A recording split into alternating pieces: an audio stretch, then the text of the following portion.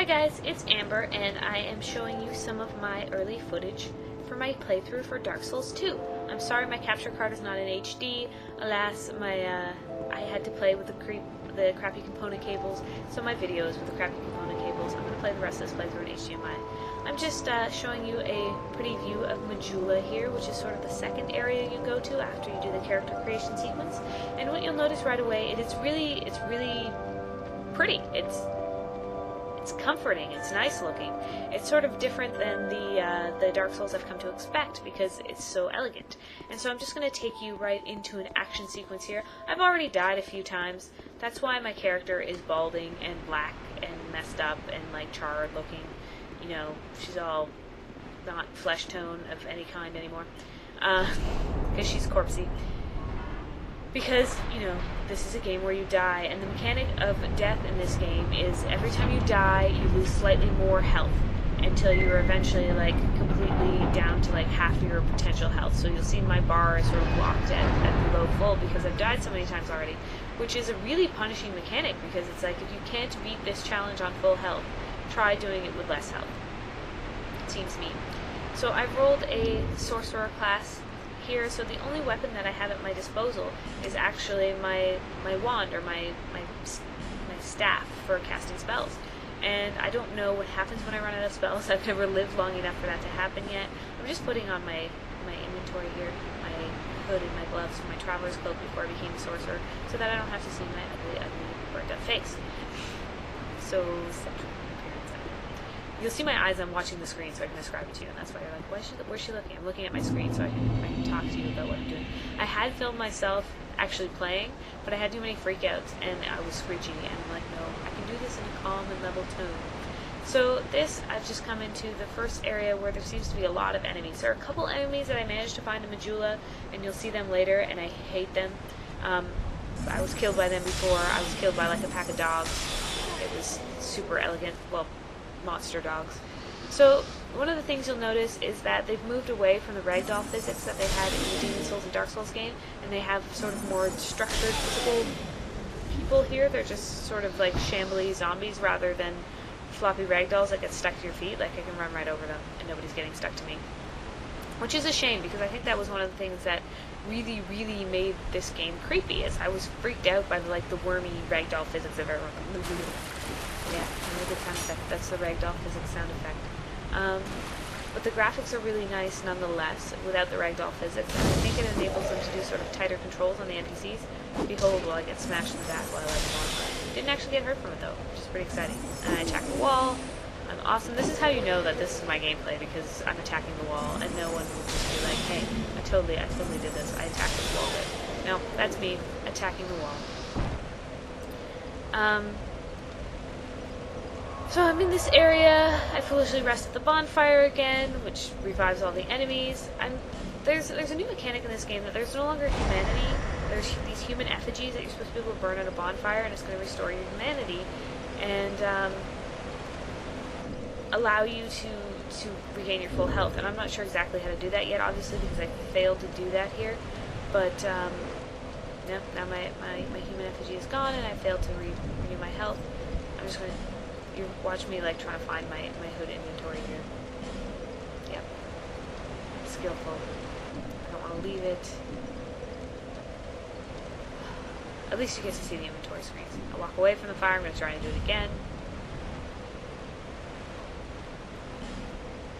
Can I figure it out? I did. I figured it out. I figured out how to put it on, and then I really couldn't remember. Switch back and forth. Oh, get cut in the face. Yeah, I'm awesome. That's also the neat thing about this game, is there is no pause. Once you're playing, there's no pause, which I'm always being reminded of whenever I walk in front of the TV when someone else is playing. There's no pause. How can you walk in front of Dark Souls? And there's also now these life gems that they restore your health fully, but they also take a long time to do so. So the Estus flasks were a little nicer. You can see my blood stain off in the distance there. I don't know, I'm pointing into the screen. You're not reflexively look, but yep. Still ugly. Still all burnt up. And here, I was having like a stupid moment here when I kept like going back to the fire and resting again. And reviving all the enemies. Because quite frankly, I'm I'm not good at killing them, but at least it revives all my spell counts.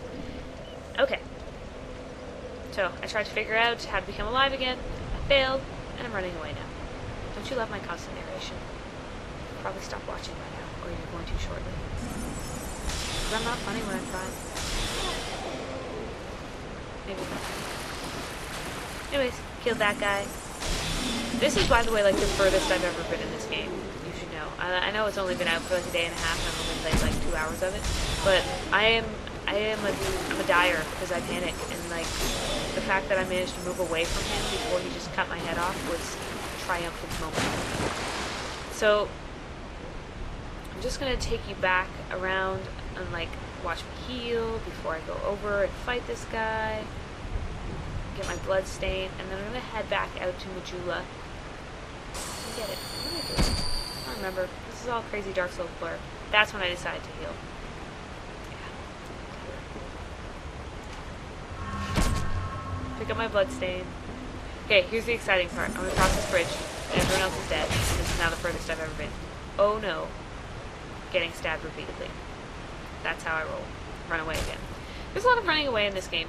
They said in the tagline that this game rewards patience and punishes hastiness or something like that. But it really does, because if you run away, and here's where I use up all of my soul arrows on his shield, because I won't walk around because I'm too afraid to get close to him. Yeah, this is like, I was freaking out. He's like 10 feet away from me, and I'm freaking out because he just won't go down, and everybody else goes down with one hit. And I have one, I'm like, if he gets to me, he's gonna kill me. Yeah, I'm clever. It's really nice music in this game. Do you guys like the music? I like the music. Okay. I'm gonna get this sniper.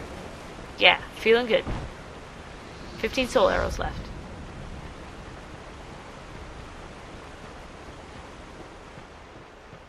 The Ladder of Doom. It's the furthest I've been so far, climbing up this ladder right now.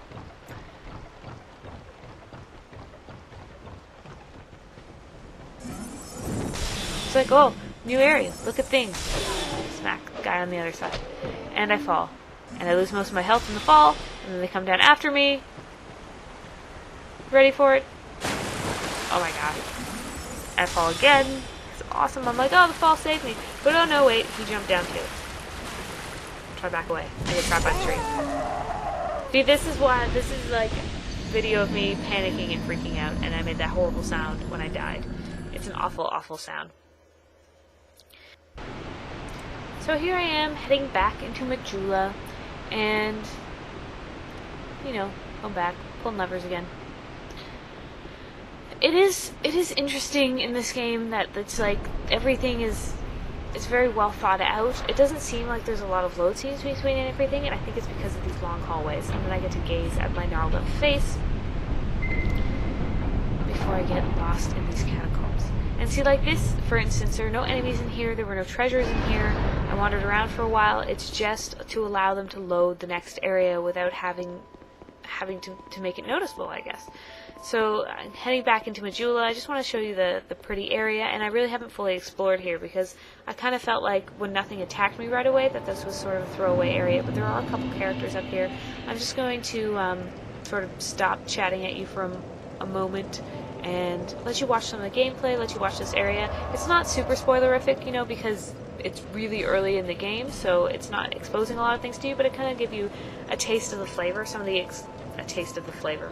It's like almost axiomatic. I got to use axiomatic. Really phenomenal voice acting in this game. They've made a choice to not sort of animate all the NPCs and stuff. They mostly just sort of sit around or stand around and tell you things and have a repeated gesture that goes on a loop, but they do so with a really, really well acted voice, and they sound really sincere and sort of tragic, and it's easy to get immediately invested in their stories. So I'm just going to explore the area, kill a couple enemies, talk to a couple people, and then I'll be back to chat at you again at the end of the video.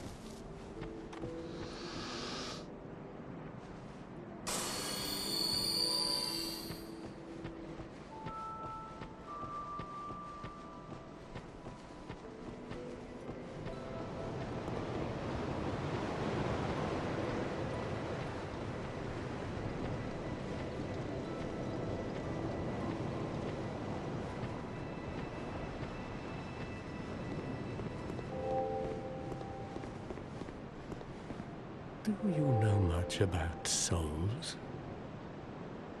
Even I'm not certain, but I'm told that the soul is the essence of life itself. Anything living, sentient or no, supposedly has one. What we call the curse is traceable to the soul. Do you see what that means? To be alive, to walk this earth. That's the real curse, right there. We undead will never die. And that's quite a predicament, really.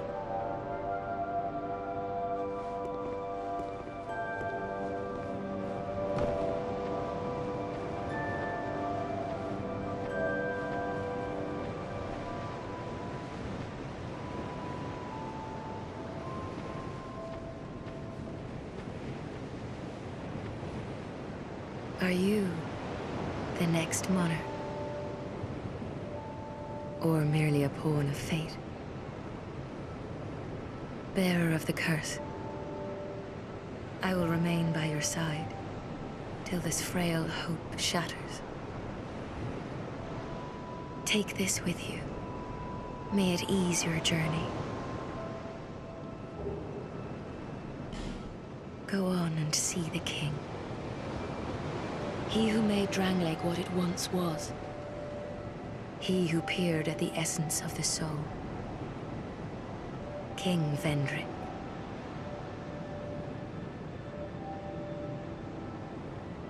Bearer of the curse, seek misery. For misery will lead you to greater, stronger souls. You will never meet the king with a soul so frail and pallid. Okay guys, so that's it for early Dark Souls 2 playthrough from me. I sort of attempted to do a play till you die challenge, but I accidentally hooked up my capture card wrong and captured everything in the super grainy black and white, and I'm like, people don't really want to watch that, no matter how delightful I am when I die and flip out and just...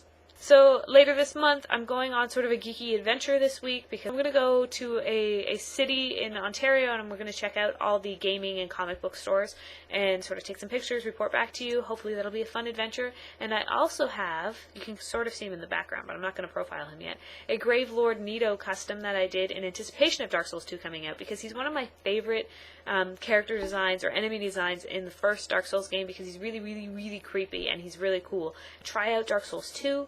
Try out Dark Souls 1 if you haven't played it yet. I'm just getting really into it now because of I kept meddling and not meddling and dying and being like, it's not worth it. But when I saw all the solicits for Dark Souls 2, I got really excited. I started playing it, and I'm really enjoying that as well. So I want to finish that as I'm playing this, but this is shiny and new, so I have to play it. But yeah, check out this series of games. If you like old school gaming, if you like being punished, if you played through old school Ninja Gaiden and died over and over again because of those stupid birds that kept knocking you off of platforms, then you might enjoy this because it's basically the same principle, that something will keep killing you over and over again in a stupid way. And the punishment is not severe as long as you can get back to your bloodstain. You can still level, but you just have to run through the world again. And every time you do so, you learn more. It's not as much about the weapons in this game as it is how you use them, which is a really great concept for skill versus just pure grinding. You can grind all you want in this game and get the best weapons and the best stats, and that will help, obviously, but unless you know how to use them, you can still get your head bitten off by a troll. Anyways, I'll talk to you later.